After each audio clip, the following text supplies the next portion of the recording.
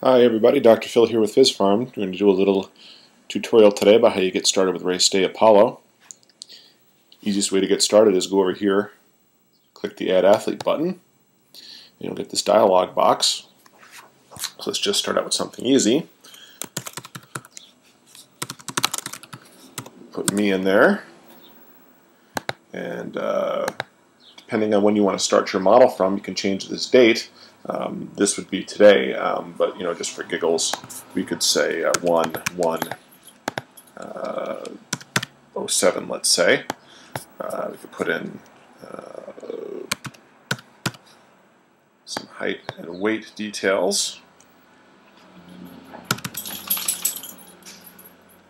And then you want to go down here and set up your zones for the different sports. So to do that, you just click on the sport you're interested in, and the View Edit Zones button, and there you go. So you enter your threshold or critical power here. We'll just leave that at 250 watts, and then we click Calculate, and you'll get a set of zones for that. And you also want to set up your heart rate zones. So here you just enter your resting heart rate. Let's just pretend that's 50, and a maximum of 194. And we'll say the threshold is 155. And we'll calculate those, and we can save it, and this will be set up appropriately. And then we'll just repeat the process for the other ones. Now here, for instance, for running, we will want to figure out these numbers if we don't know them already. Easiest way to do that is we can just calculate them. So if you click the Calculate button over here, you'll get a couple of options. You can directly enter a pace that you know to be your threshold, or somewhere between your 10K to half marathon pace. The calculator will also estimate from a recent race result based upon some physiological equations, or you can also directly calculate a critical pace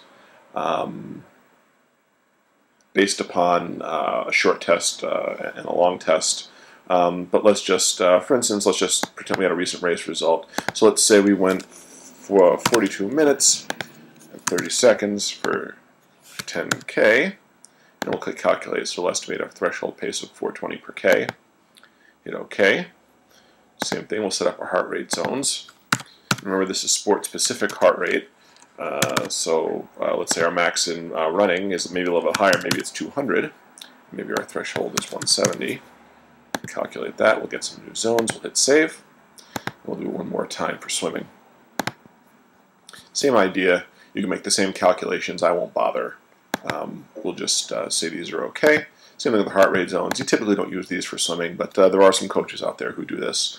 For instance, at the end of an interval, make them check their pulse or something like that.